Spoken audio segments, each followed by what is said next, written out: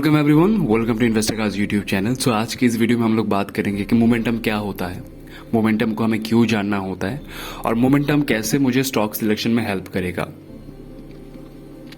चाहे मैं up trend का स्टॉक क्यों ना सिलेक्ट करूं, अगर मुझे वहां पर मोमेंटम ना पता हो तो जो स्टॉक मैं सिलेक्ट कर रहा हूं आगे चल के वो स्टॉक चलने नहीं वाला है। वो थोड़ा सा अपवर्ड मोमेंट देगा, उसके बाद गिर जाएगा। आप देखोगे कि आपका कैलकुलेशन सही होता है, आपने किसी सपोर्ट पे बाय किया होता है या अप ट्रेंड का स्टॉक होता है, लेकिन आप बाय करते ही वो थोड़ा सा ऊपर जाता है, उसके बाद गिर जाता है। तो वो क्यों होता है? क्योंकि आप वहां पर मोमेंटम नहीं देखते और मोमेंटम को वहां पर यूज नहीं करते। आप सबसे पहले वहां पर मोमेंटम क्या है उसको देखना होगा। अगर आप मेरा टेलीग्राम चैनल फॉलो करते हो तो आपको पता चलेगा कि मैं वहां पर कभी कभी मेंशन कर देता हूं कि 120 दिन में वो यहां पर आ जाएगा, 60 दिन में यहां पर आ जाएगा, 45 डे पे वो यहां पर आ जाएगा। वो कैलकुलेशंस होता है, वो कैलकुलेशन होता है मोमेंटम का, कि मोमेंटम क्या है। मोमेंटम और स्ट्रेंथ एक के साथ एक जुड़ा हुआ है। तो चलिए शुरू करते हैं, ज्यादा वक्त नहीं लेते। तो मैं 3 चार्ट यहां पर ड्रॉ करता हूं। पहला चार्ट कुछ इस तरह से है,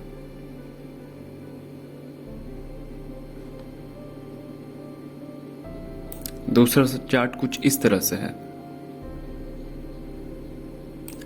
तीसरा चार्ट कुछ इस तरह से है।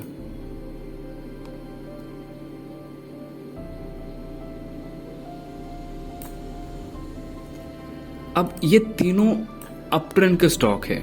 अगर मैं टेक्निकल जो आप एनालाइज करते हो, अगर मैं उसकी बात करूं तो टेक्निकल एनालाइज मुझे ये बताता है कि अप ट्रेंड का जो अगर कोई स्टॉक तभी अप ट्रेंड में है अगर वो हायर्स हाई और लोअर्स हाई बनाता है। तो अप ट्रेंड का वो जो फॉर्मूला है जो मुझे बताता है कौन सा स्टॉक अप ट्रेंड में है, वो फॉर्मूला इन तीनों में अगर मैं अप्लाई करूं तो ये तीनों ही तीनों अप ट्रेंड के स्टॉक है। तीनों के तीनों अप ट्रेंड के स्टॉक है। आप लोग फिबोनाची जरूर यूज करते हो। आज आपको पता चलेगा ये फिबोनाची होता क्या है और क्यों बनाया गया है और क्यों कहते हैं लोग फिबोनाची यूज करो। तो एक स्टॉक जो ऐसे ऊपर जा रहा था, फिर नीचे आया, फिर गया, फिर नीचे आया, फिर गया, फिर नीचे आया, इसे हम कहते हैं रिट्रेचमेंट।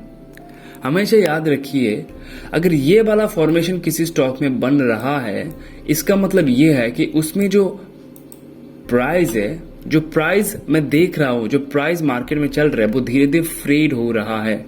वहां पर जो डिस्ट्रीब्यूशन है उस प्राइस का वो फ्रेड हो रहा है। वहां पर जो स्ट्रेंथ है वो स्ट्रेंथ धीरे धीरे धीरे धीरे फ्रेड हो रहा है। एग्जैक्टली अगर मैं बात करूं, सपोज मैंने पानी में एक बुलेट छोड़ा, मैंने बंदूक से पानी में मैंने एक बुलेट छोड़ा, तो वो बुलेट जो है पहले वो उसका जो रफ्तार होगा वो शार्प होगा और जितना वो धीरे धीरे अंदर की ओर जाता रहेगा उसका जो रफ्तार वो धीरे धीरे कम होता रहेगा। तो वो जो मोमेंटम है वो धीरे धीरे खत्म हो जाता है। और वो मोमेंटम क्यों खत्म हो जाता है? क्योंकि उस जगह पे स्ट्रेंथ नहीं होता, स्ट्रेंथ नहीं होता। धीरे धीरे उस स्ट्रेंथ को खत्म कर दिया जाता है। और उस चीज को आप कैसे समझे? अगर कोई प्राइस एक ऐसे फॉर्मेशन पे है, अपर ट्रेंड पे, अप ट्रेंड पे है, और वो जब नीचे आ रहा होगा, देखिए मार्केट कितना ऊपर जाएगा हमें नहीं पता, लेकिन कितना नीचे आएगा ये हमें पता है। कैसे पता? हम प्रीवियस हाई को ड्रॉ करते हैं एज अ सपोर्ट। जो हमारा टेक्निकल जो एनालाइज है, जो टेक्निकल हम सीखते हैं, उस टेक्निकल में ये बताया जाता है कि अगर वो प्रीवियस हाई के पास आता है और सपोर्ट लेता है तो यहाँ पर हम बाय करेंगे। तो कितना गिरेगा है ये हमें पता है कि मार्केट अगर उठेगा तो कितना उठेगा ये हमें नहीं पता, लेकिन गिरेगा तो कितना गिरेगा ये हमें पता है, राइट। हम लोग यहाँ पर एक ट्रेंड लाइन ड्रॉ करते हैं और यहाँ पर बाय करते हैं।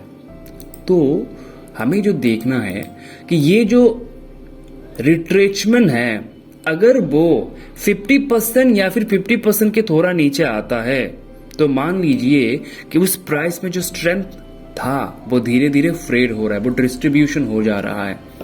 उसका जो स्ट्रेंथ है वो डिस्ट्रीब्यूशन हो जा रहा है।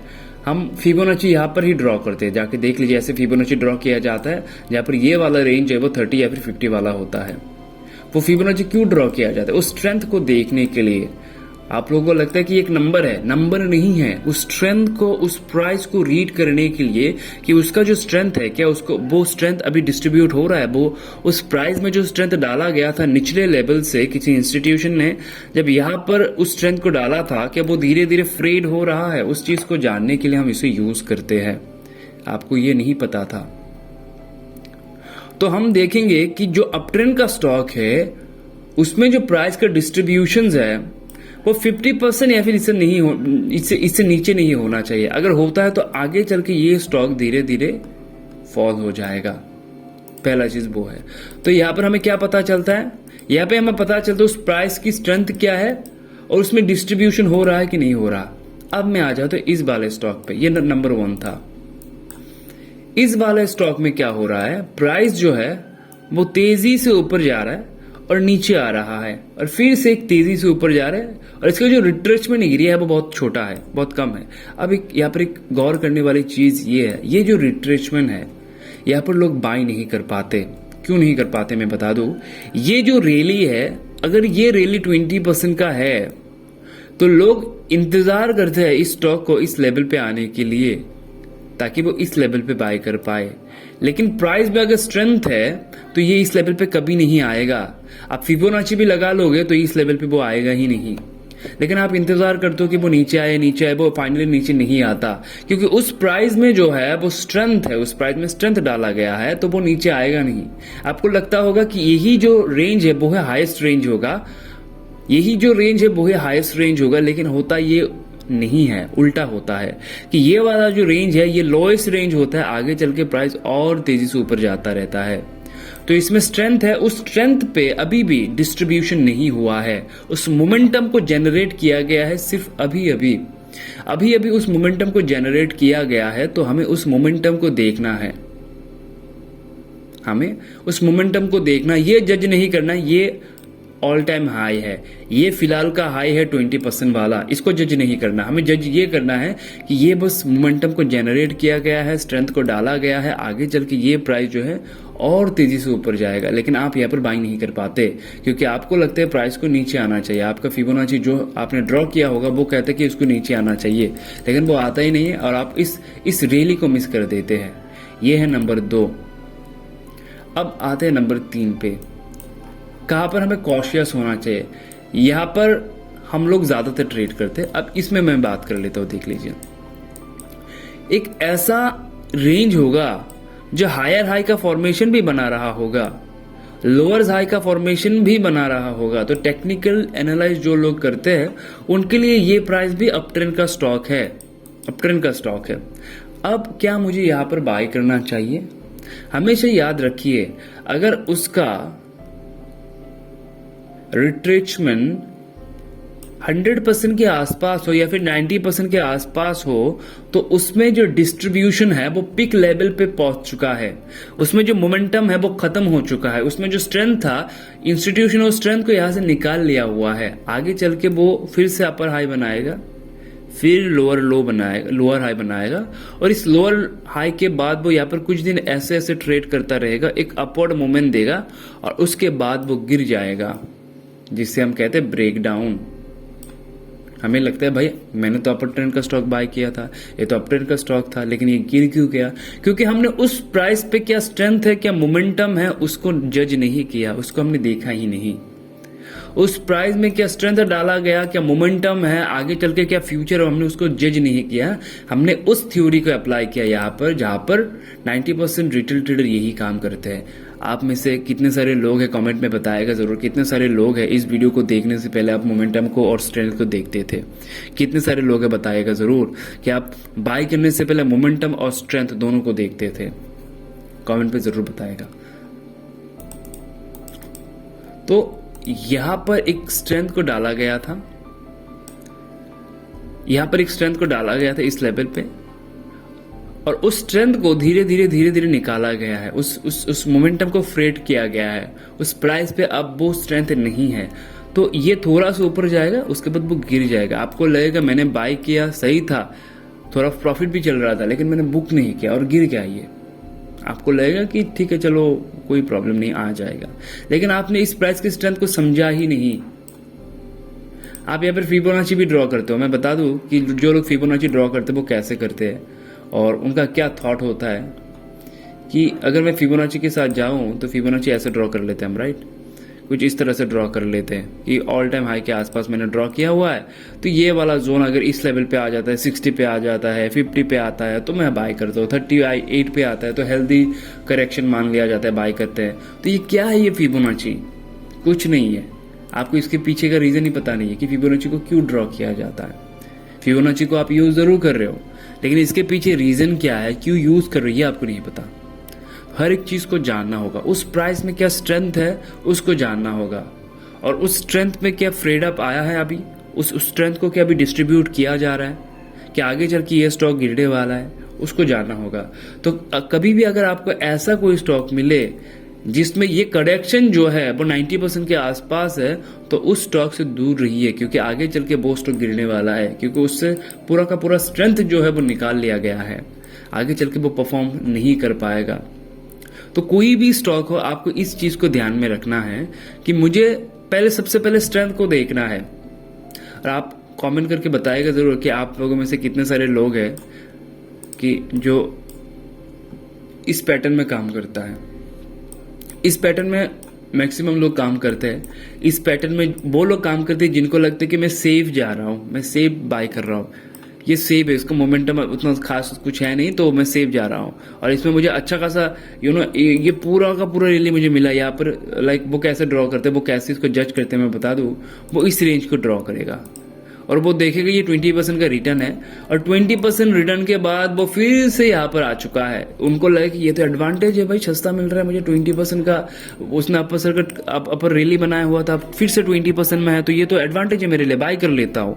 लेकिन ये एडवांटेज नहीं है, इसके पीछे कोई रीजन तो जरूर है कि ये जो मोमेंटम है वो खत्म हो चुका था। इसके पीछे रीजन ये है उस प्राइस में जो है वो स्ट्रेंथ नहीं रहा, अब वो स्ट्रेंथ खत्म हो चुका है और वो धीरे धीरे नीचे आ रहा है। उस चीज को समझना होगा कि उस प्राइस में क्या स्ट्रेंथ है। स्ट्रेंथ को जानना बहुत जरूरी होता है। जब भी मैं किसी स्टॉक पे मैं ट्रेड करूंगा, सबसे पहले उसमें स्ट्रेंथ जानना है, मोमेंटम जानना है। तो 90% लोग कहाँ पर बाय करते हैं, 90% और 90% नहीं कहूँगा मैं, 60% लोग इस पे ट्रेड करते हैं और उनको एक अच्छा खासा रैली मिलता रहता है और इस जगह पे लोग एंट्री करते रहते, तो इसमें अच्छा खासा प्रॉफिट भी होता रहता है।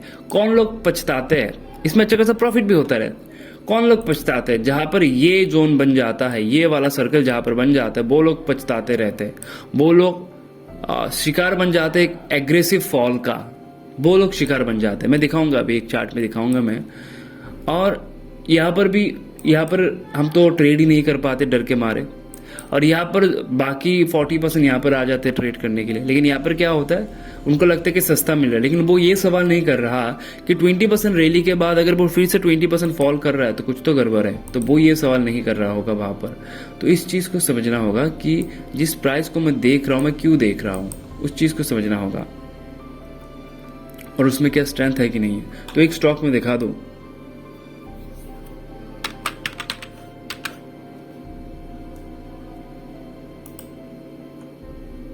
देख लीजिए।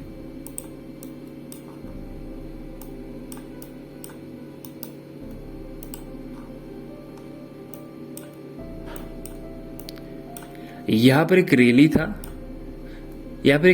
था, और उस रैली के बाद ये गिर गया। जहां से उसने जर्नी शुरू की थी, जिस जगह से उसने जर्नी शुरू की थी, वो यहां पर आ चुका है। अब इसको लोग हेल्दी करेक्शन मानना शुरू कर देंगे, और फिर से ये वापस ऊपर जाएगा। इसको जाना होगा, ये भी सही है, उसको जाना ऊपर ही होगा, फिर से ये वापस ऊपर जाएगा। तो लोग कहां पर फंसे हैं, लोग इस जगह पे फंसे हैं। लेकिन यहां पर जितने भी लोगों ने एंट्री किया होगा उनको अच्छा खासा रिटर्न मिला होगा। दिखा दो आपको रेंज, तो यहां पर जितने भी लोगों की एंट्री होगी उन्हें अच्छा खासा रिटर्न मिला होगा 33% का, क्योंकि ये स्टॉक मेरे रेडार पे भी था, मैं इसको ट्रेड कर रहा था। मैंने कई बार बताया भी होगा, वीडियो में देख लीजिएगा। मैंने इस लेवल से इसको होल्ड किया हुआ था, तो इसने मुझे अच्छा खासा रिटर्न दिया। अब ये जो गिरा, क्यों गिरा, उसमें जो स्ट्रेंथ था उस स्ट्रेंथ को निकाल लिया गया है। अब वो धीरे धीरे धीरे धीरे यहाँ से ऊपर जाने की कोशिश करता रहेगा। लेकिन ये वाला जो मोमेंट था इसको हमने चीयर्स किया। कैसे किया? क्योंकि इस रैली पे जितने भी लोग थे, यहाँ पर इस रैली पे जितने भी लोग थे उनको प्रॉफिट मिला, लेकिन इस लेवल पे जितने भी लोग थे उनको प्रॉफिट नहीं मिला, क्योंकि यहाँ पर प्राइस जो है वो फ्रेड हो चुका था। इस लेवल पे जो प्राइस था वो फ्रेड हो चुका था धीरे धीरे करके। तो इस चीज को समझना है कि प्राइस खुद को कैसे एवरेज कर लेता है और कैसे उसमें जो स्ट्रेंथ है, मोमेंटम है, वो कैसे फ्रेड हो जाता है, उस चीज को समझना होगा। उसने जितना रैली बनाया था वो 2 दिन में उस रैली के आसपास आ चुका है।